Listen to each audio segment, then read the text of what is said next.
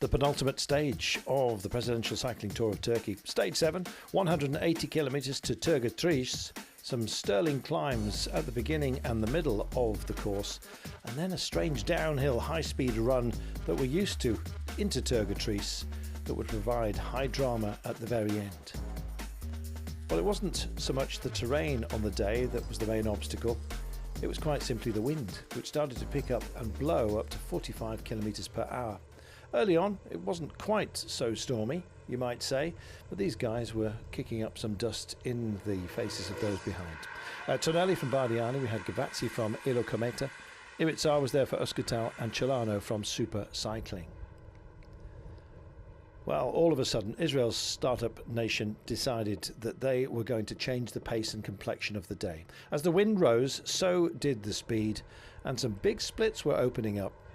Jose Diaz, the leader for Delco, got himself in the right group at exactly the right time. He was out front with Israel Startup Nation, but the peloton had fractured into 3 groups. Those that were to chase on, and they would, most of them, would find themselves with a deficit perhaps in terms of power, and that was the idea as far as André Greipel was concerned. He looking for his 3rd win into Turgătriș, having won in 2010 and indeed 2013. Well, with an intermediate sprint up for grabs, there were crucial bonus seconds on offer. And it was German champion Marcel Meissen that went off first for Alpecin-Fenix, guiding in Jay Vine. He took 3 bonus seconds.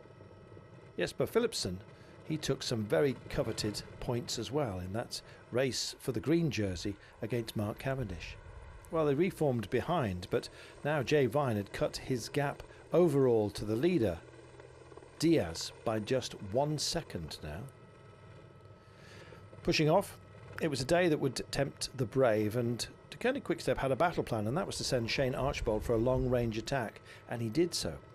Flying Mullet was off and away, and it actually looked that with only 4.7 kilometres to go, he had a chance, especially with a downhill finish off the plateau. In the end, though, Israel Startup Nation just had too much firepower, and they engaged the chase effectively on behalf of André Greipel. Well, with the downhill run, scary to most, flattening out with about 350 metres to go, this was going to be a high-speed ending to the day, and we were just hoping that everyone would stay safe. The rise just peaking out after the Flamme Rouge, and into town they came. Straight road, straight to the line. And to it, Jasper Philipsen timed it absolutely beautifully. Released by Tamino, away he went, and it was Greipel versus Cavendish for 2nd place. Crucially out the line, it was Greipel that got it on the throw, 2nd place that is, behind Jasper Philipsen. And that meant that because Cav finished in 3rd place, he ceded the green jersey on the day to Jasper Philipsen, and also picked up points, as you saw, in the intermediate sprint out on the course. What a dramatic day then. The overall lead cut to just 1 second ahead of tomorrow's run to Kusadasi, and Philipsen making it back-to-back wins in the sprint. He could get 3 in a row if he wins tomorrow, equaling Cavendish's stage record here.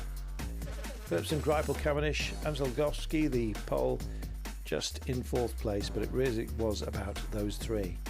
Our leader overall, Jose Diaz, with a marginal advantage of just 1 second over Jay Vine. Now the big question is, tomorrow's stage is the finale, and there's a very early intermediate sprint. It comes after 23 kilometres. Do not be surprised if Jay Vine goes for it. Well, there'll be other opportunities as well to find gaps out there on the course. Cannot wait. It's building up to a superb finale into Kusadasi of this wonderful race.